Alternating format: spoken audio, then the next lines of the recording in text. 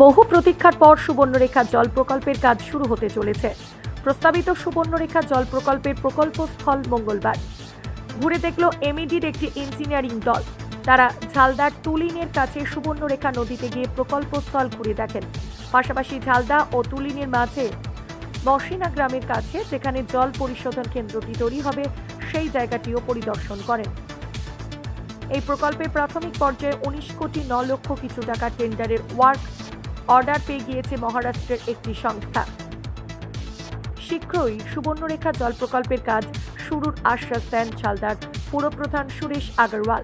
এটা পৌরসভা আছে, ঝালদা পৌরসভা, এমইডি পুরুলিয়া ডিভিশন এবং কন্ট্রাক্টর যে সুবর্ণরেখার থেকে কাজ পেয়েছে ঝালদা পর্যন্ত ওয়াটার সাপ্লাই রাইজিং লাইনে, যেটাতে ডাব্লিউটিপি আছে, ইনটেক ওয়েল আছে, কালেকশন ওয়াটারের প্রজেক্ট আছে, সেটা সব জায়গাগুলো পরিদর্শন করা হচ্ছে।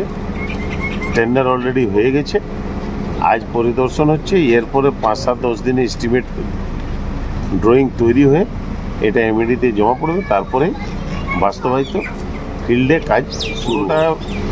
ডিফারেন্ট টেন্ডার আছে, এটা এই যেটা আছে এটা আছে 19 কোটি 9 লাখ টাকা। আরও বিভিন্ন লাইন, রাইজিং লাইন আছে, আরও বিভিন্ন কাজ আছে, সবগুলানের টেন্ডার প্রসেস। ওয়াটার সাপ্লাই বাড়িতে বাড়ি বাড়ি কানেকশান হবে 6,500, 6,209 টাকা। আশা করি 1 বছরের মধ্যে কমপ্লিট করতে পারবো আমরা।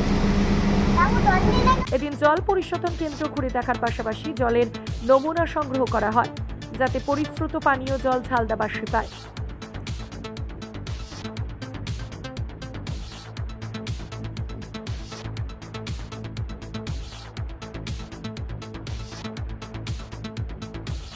আইজির যে পজিশনটা আছে ওটা অ্যাসার্টেন করা হলো, পরবর্তীকালে সার্ভে হবে। এখন এই মুহূর্তে কিছু বলা যাচ্ছে না, সার্ভে এবং ডিজাইন হওয়ার পর কাজ শুরু। সার্ভেটা জল ঠিকঠাক আছে কিনা, জলটা আইজিতে এসে কালেক্ট হবে কালেক্টর ওয়েলে, সেখান থেকে ওটা ওই রাইজিং মেন হয়ে ইয়েতে চলে যাবে। আমরা এসছি এখন এই ইনটেক যেখানটায় আইজি হবে, এই নদী থেকে জল উঠবে সেই জায়গাটা আমরা এসছি। এসে এইখান থেকে আমরা পরবর্তীকালে আবার যাব সিডব্লিউআর সাইটে, সেখানে গিয়ে জলটা কালেক্ট হবে, তারপর সেটা ফার্দার ওই সাইডের থ্রুতেই ডিস্ট্রিবিউশন।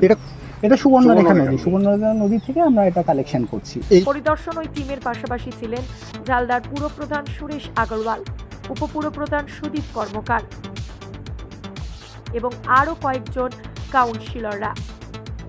ঝালদা থেকে নিজস্ব প্রতিনিধি রিপোর্ট, পুরুলিয়া বিরল।